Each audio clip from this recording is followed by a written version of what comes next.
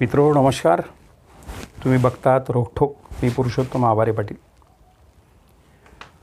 वंचित बहुजन आघाडीचे अध्यक्ष ॲडव्होकेट बाळासाहेब आंबेडकर यांच्या नेतृत्वामध्ये 25 तारखेपासून 25 जुलैपासून एक महाराष्ट्रभरामध्ये आरक्षण बचाव यात्रेला सुरुवात होते. परवा त्यांनी छत्रपती संभाजीनगर या ठिकाणी त्याची माहिती दिली. महाराष्ट्रात विधानसभा निवडणुकांना अवघे 90 दिवस उरलेले असताना आणि वंचित बहुजन आघाडीची नुकत्याच संपन्न झालेल्या लोकसभा निवडणुकीमध्ये मतांच्या आघाडीवर अतिशय वाईट स्थिती झालेली असताना पक्षाची पडझड रोखावी आणि नव्यानं बहुजन समाजामध्ये असा विश्वास द्यावा की वंचित बहुजन आघाडी ही आपल्यासाठी लढणारी आघाडी आहे. यासाठी वंचित बहुजन आघाडीचा आणि ॲडव्होकेट आंबेडकरांचा हा प्रयत्न हे लपून राहिलेला नाही. परवा ते बोलताना त्यांनी सांगितलं की अनेक ओबीसी संघटना आणि जनसंघटना यांनी असा विश्वास दाखवला की वंचित बहुजन आघाडीने आरक्षणाच्या संदर्भात प्रामुख्यानं मनोज जरांगे पाटलांचं आंदोलन, त्यांची ओबीसीच्या आरक्षणातून मराठ्यांना आरक्षण देण्याची मागणी या पार्श्वभूमीवर वंचित बहुजन आघाडीने घेतलेली जी भूमिका आहे ती सगळ्या बहुजन संघटनांना पटली. म्हणून वंचित बहुजन आघाडीची ही भूमिका महाराष्ट्रभरात सर्वदूर जावी अशी इच्छा या सगळ्या बहुजन संघटनांची होती आणि त्यांनी विनंती केल्यामुळे वंचित बहुजन आघाडी हे आरक्षण बचाव यात्रा सुरुवात करते आहे. आता मनोज जरांगे पाटील आणि ॲडव्होकेट बाळासाहेब आंबेडकर यांचं राजकीय मैत्री नाही म्हणता येत. एक संबंध फार जुने आहेत. आंदोलनात ते ज्या पद्धतीने जरांगे पाटील आले तेव्हापासून त्यांचे अतिशय चांगले संबंध आहेत. त्यांच्या आंदोलनांना भेट दिली. मनोज जरांगे पाटील प्रामुख्याने मागणी करत आहेत की मराठ्यांना ओबीसीमधूनच आरक्षण मिळालं पाहिजे आणि ॲडव्होकेट आंबेडकरांचा या गोष्टीला विरोध आहे. ते म्हणतात की मराठ्यांचं आरक्षणाचं ताट स्वतंत्र ठेवलं पाहिजे, टिकणारं ताट स्वतंत्र ठेवलं पाहिजे. म्हणजे जरी मनोज जरांगे पाटील आणि ॲडव्होकेट बाळासाहेब आंबेडकर यांची व्यक्तिगत स्तरावर एक माणूस म्हणून मैत्री असली तरी धोरणात्मकरित्या या दोघांचंही मुद्द्यांच्यासाठी अजिबात पटत नाही, हे क्लिअर झालेलं आहे. तरीही ॲडव्होकेट बाळासाहेब आंबेडकर मनोज जरांगे पाटलांना वारंवार सल्ले देत आहेत की 200 जागा 88 जागा पाडता काय, 288 जागा उभ्या करा. म्हणजे कोणत्याही येणं केनं प्रकारेनं त्यांना धर्मनिरपेक्ष मतांमध्ये अधिक फूट पाडायची आहे. महाविकास आघाडीला कसं नुकसान होईल या पद्धतीचा प्रयत्न करायचा हे आता लपून राहिलेलं नाही. ज्या वंचित बहुजन आघाडीला नुकत्याच झालेल्या लोकसभा निवडणुकीमध्ये अतिशय सपाटून असा पराभवाचा सामना करावा लागला, ती वंचित बहुजन आघाडी विधानसभा निवडणुकीला कोणत्याही परिस्थितीमध्ये महायुती किंवा महाविकास आघाडीसोबत जाणार नाही. तिसऱ्या आघाडीचा प्रयत्न करून स्वतंत्र काही जनसंघटनांना सोबत घेऊन छोटे मोठे पक्ष सोबत घेऊन ते लढवणार आहेत, हे क्लिअर झालेलं आहे. असं असताना 2019 मध्ये म्हणजे आजच्या घडीला महाराष्ट्राच्या विधानसभेत वंचित बहुजन आघाडीचा एकही प्रतिनिधी नाही, एकही आमदार नसताना ॲडव्होकेट बाळासाहेब आंबेडकर आणि वंचित बहुजन आघाडी मात्र आपल्या सगळ्या अनुयायांना सत्तेची स्वप्न दाखवताना दिसत आहे. परवा छत्रपती संभाजीनगरला म्हणजे औरंगाबादला बोलताना बाळासाहेब आंबेडकर बघा काय म्हणाले. मी असं म्हणालोय की त्याच्यामध्ये मराठ्यांना आरक्षण न देणं हा श्रीमंत मराठ्यांचा डाव आहे. त्याच्यामुळे असणारं जे आंदोलनं झाली पाहिजेत ती इथल्या असणाऱ्या श्रीमंत मराठ्यांच्या विरोधात झाली पाहिजे. असं जरांगे पाटील यांना असणारं एक ठाम भूमिका घ्यावी लागणार आहे की ते श्रीमंत मराठ्यांबरोबर आहेत की जे 31 खासदार निवडून आले त्यांच्याबरोबर आहेत की त्यांच्या मोर्चामध्ये येणारा जो गरीब मराठा आहे, रयतेचा मराठा आहे, त्यांच्याबरोबर आहेत का याचा त्यांना आता उत्तर द्यावं लागणार आहे. की सत्ता ही श्रीमंत मराठ्यांची सत्ता आहे आणि ते श्रीमंत मराठा जो आहे तो गरीब मराठ्याला आरक्षण मिळूच नाही याच दृष्टीने त्याचे प्रयत्न चाललेले आहेत.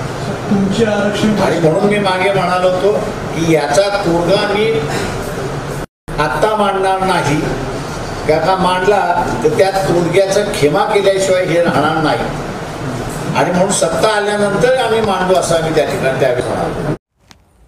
आमची सत्ता आल्यानंतर ह्या गोष्टी लागू करू, मराठ्यांना टिकणारं असं आरक्षण देऊ, अशा पद्धतीच्या आश्वासनं देण्याचा प्रयत्न ॲडव्होकेट बाळासाहेब आंबेडकर करत आहेत.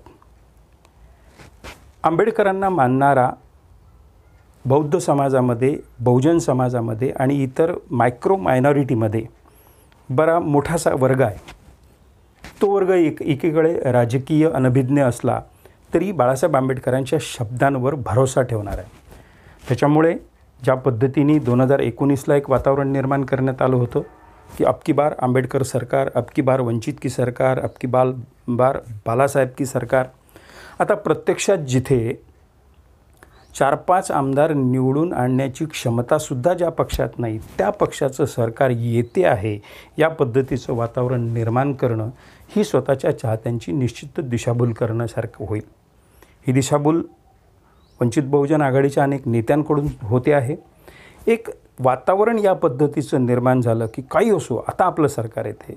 अरे जिथे तुमचा एकही आमदार सध्याच्या विधानसभेत नाही, राजकीय शक्ती जी आहे ती तुमची लोकसभेच्या निवडणुकीच्या निमित्ताने अत्यंत क्षीण झालेली आहे, अशावेळी कोणाला तरी सोबत घेऊन, कोणाच्या तरी सोबत जाऊन आधी तुमचे 4-5, 10-15 आमदार निवडून आणणं आणि पुढच्या वेळी सत्तेत सहभागी होणं आणि मग सत्तेत सहभागी होऊन सत्तेच्या सहभागानं आपल्या समुदायाचे, बहुजन समाजाचे काही प्रश्न सोडवणं, हे खरं म्हणजे गणित असतं.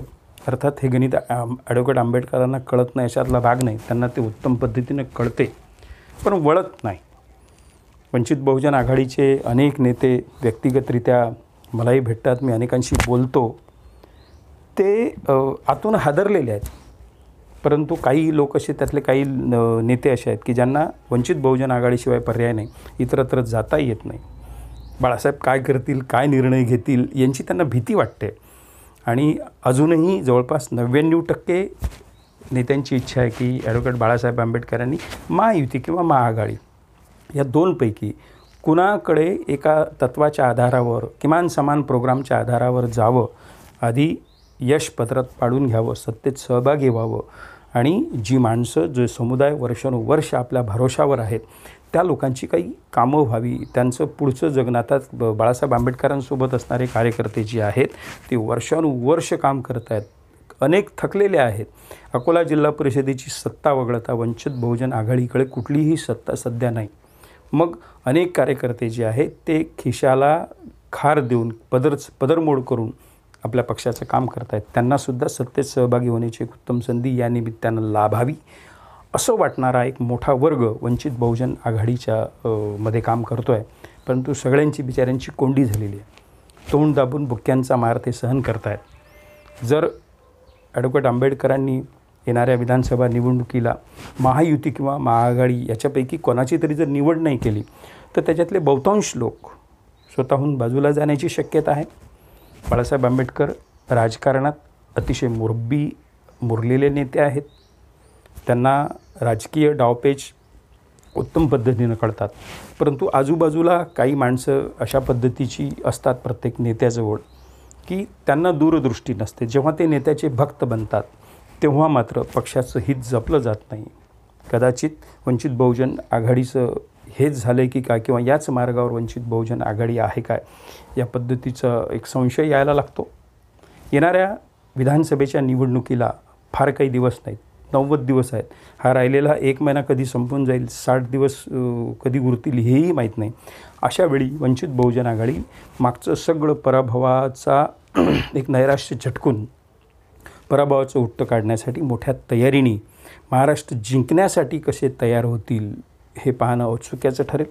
तरीही बाळासाहेब आंबेडकर लोकांना, प्रसारमाध्यमांना असा विश्वास देतात की आमचं सरकार आलं तर, प्रत्यक्षात 5-6 आमदार, 8-10 आमदार निवडून आले तरीही खूप मोठी गोष्ट आहे. कारण आतापर्यंत एवढ्या संख्येत वंचित बहुजन आघाडीचे, म्हणजे आधीच्या भारिप बहुजन महासंघाचे एक 3-4 आमदारांपेक्षा जास्त संख्या कधीही निवडून आलेली नाही.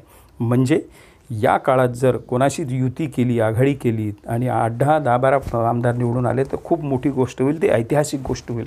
असं असतानासुद्धा बाळासाहेब आंबेडकर जणू काही आम्ही सत्तेत येतो आहोत या पद्धतीच्या आविर्भावात बोलतात, तेव्हा कदाचित ते आपल्या कार्यकर्त्यांना एक प्रेरणा देण्यासाठी, कार्यकर्त्यांना सकारात्मक बोलण्यासाठी देत असावेत. परंतु महाराष्ट्रातल्या सगळ्या राजकीय लोकांना हे माहिती आहे की ॲडव्होकेट बाळासाहेब आंबेडकर काहीही केल्या महायुती किंवा महाविकास आघाडीसोबत जाणार नाहीत. स्वतंत्र तिसऱ्या आघाडीची एक वाटचाल ते करत येईल. कदाचित त्यांची चौथी आघाडी असेल. मी मागे एका व्हिडिओत सांगितलं की बच्चू कडू, राजू शेट्टी, रविकांत तुपकर, स्वराज्य संघटनेचे छत्रपती संभाजीराजे हे सगळे मिळून एक तिसरी परिवर्तन आघाडी निर्माण करत आहेत. म्हणजे यांची आघाडी जर झाली तर ॲडव्होकेट बाळासाहेब आंबेडकर यांची चौथी आघाडी होईल. आणि महाराष्ट्रात या विधानसभा निवडणुकीमध्ये धर्मनिरपेक्ष मतांचं काय होईल, कोण कुठल्या लेवलवर जाईल हे काहीही सांगता येत नाही. असो, आपण मात्र ॲडव्होकेट बाळासाहेब आंबेडकरांचे चाहते आहोत.